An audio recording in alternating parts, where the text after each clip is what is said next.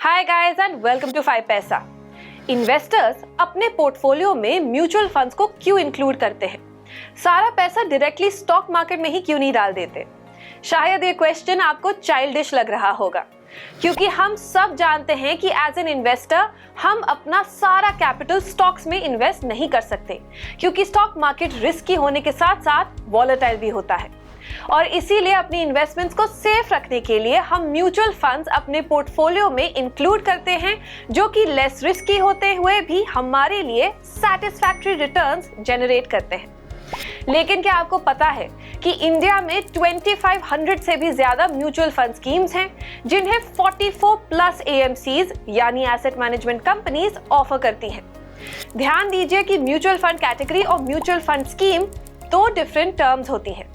Fund categories 4 या 5 से ज्यादा नहीं होती, जैसे कि equity funds, date funds, hybrid funds etcetera. लेकिन म्यूचुअल फंड स्कीम्स, जैसे हमने अभी देखा, कि 2500 से भी ज्यादा है।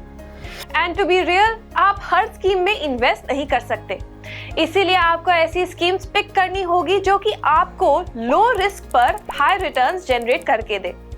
और अगर आप जानना चाहते हैं कि आप उन low risk and high return mutual fund schemes को कैसे सिलेक्ट करेंगे, तो आज का ये वीडियो आपके लिए ही बना है।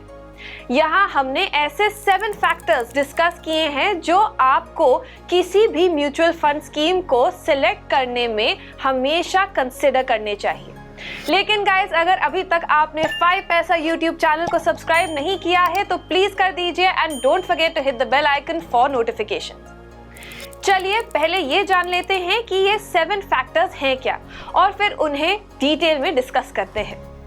फर्स्ट फैक्टर है fund performance, second net asset value, third AMC performance, fourth expense ratio, fifth exit load, sixth asset under management और 7th फैक्टर है fund managers background. Discussion start करते हैं फर्स्ट फैक्टर के साथ, जो कि है फंड परफॉर्मेंस, जिससे हमारा मतलब है म्यूचुअल फंड स्कीम के परफॉर्मेंस से, जो कि आप उसकी हिस्ट्री को देखकर पता लगा सकते हैं।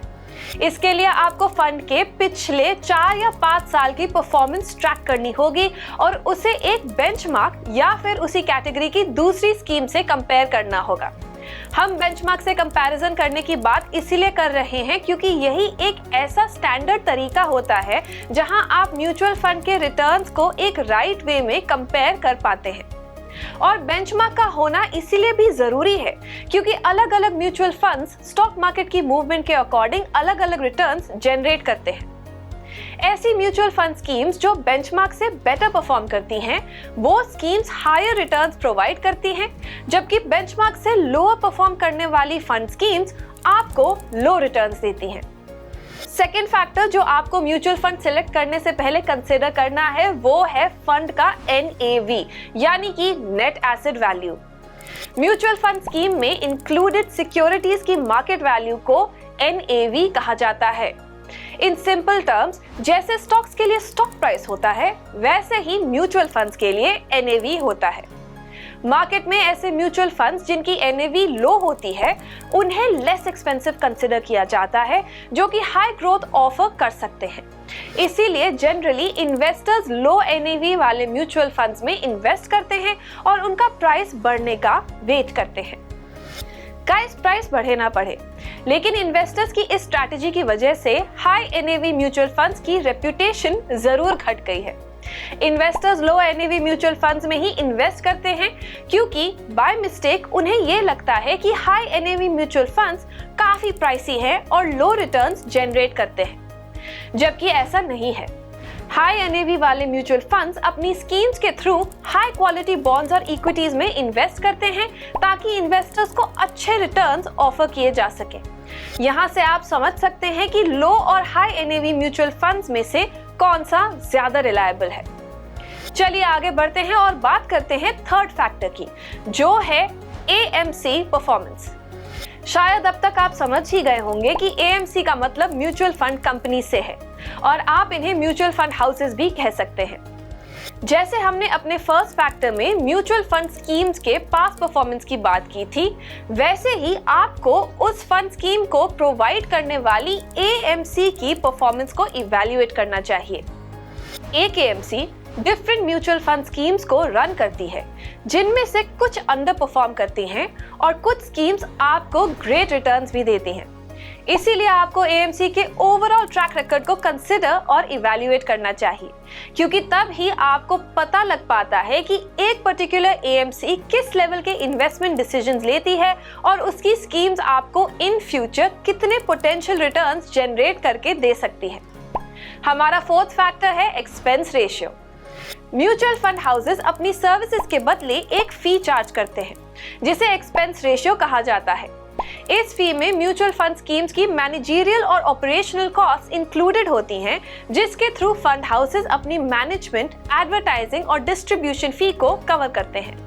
Most of the fund schemes का एक्सपेंस रेशियो 1 to 2% के बीच होता है और सेबी के अकॉर्डिंग ये रेशियो 2.25% से ज्यादा नहीं हो सकता। और as a mutual fund investor आपके लिए एक्सपेंस रेशियो चेक करना इसीलिए क्रूशियल होता है, क्योंकि एक छोटा सा परसेंटेज चेंज भी आपके ओवरऑल रिटर्न्स को इम्पैक्ट कर सकता है। Mutual fund houses expense ratio के अलावा एक दूसरी फी भी चार्ज करते हैं और यही हमारा फिफ्थ फैक्टर भी है, दैट इज एग्जिट लोड।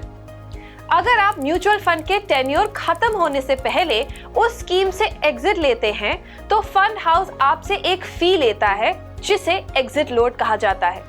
इसीलिए किसी म्यूचुअल फंड में इन्वेस्ट करने से पहले ये जरूर चेक कर लें कि उसका एग्जिट लोड कितना है। हमारा सिक्स्थ फैक्टर है asset under management, in short AUM। किसी भी म्यूचुअल फंड स्कीम के द्वारा जितने भी एसेट्स मैनेज किए जाते हैं उनकी टोटल वैल्यू को AUM कहा जाता है। स्कीम का AUM जितना ज्यादा होगा उतना ही बड़ा फंड कॉर्पस वो मैनेज कर रहे होते हैं और साथ साथ हमें ये भी पता चलता है कि ज्यादा से ज्यादा इन्वेस्टर्स उस पर्टिकुलर स्कीम में इंटरेस्टेड हैं। अब चलिए बात करते हैं हमारे सेवेंथ और लास्ट फैक्टर की, जो आपको म्यूचुअल फंड में इन्वेस्टमेंट करने से पहले कंसिडर करना चाहिए, and that factor is fund managers background. Mutual fund houses के लिए सेबी की एक गाइडलाइन है, जिसके अकॉर्डिंग उन्हें अपने सारे फंड मैनेजर्स की डिटेल्स को पब्लिकली डिस्क्लोज करना मैंडेटरी है, ताकि आप जिस स्कीम में इन्वेस्ट करना चाहते हैं उससे पहले उसके फंड मैनेजर के बैकग्राउंड को अच्छी तरह से जान लें। आपको मैनेजर्स के क्रेडेंशियल्स और पास्ट एक्सपीरियंसेस को इवैल्यूएट करना चाहिए, जैसे कि एक पर्टिकुलर फंड मैनेजर ने अब तक कौन कौन से फंड्स को मैनेज किया है और उन फंड्स के रिजल्ट्स क्या रहे हैं, जिससे आप ये समझ पाएं कि क्या वो मैनेजर अपनी रिसर्च से बेंचमार्क की परफॉर्मेंस को आउट परफॉर्म कर सकता है। सो गाइस, ये थे वो 7 फैक्टर्स जो कि आपको म्यूचुअल फंड इन्वेस्टमेंट्स करने से पहले कंसिडर करने चाहिए, ताकि आप कम से कम रिस्क लेकर भी हाई रिटर्न्स जनरेट कर पाए। चलिए इन 7 फैक्टर्स को रिकैप कर लेते हैं। फर्स्ट है fund performance, second net asset value, third AMC performance, fourth expense ratio, fifth exit load, sixth asset under management और सेवेंथ फैक्टर है फंड मैनेजर्स बैकग्राउंड।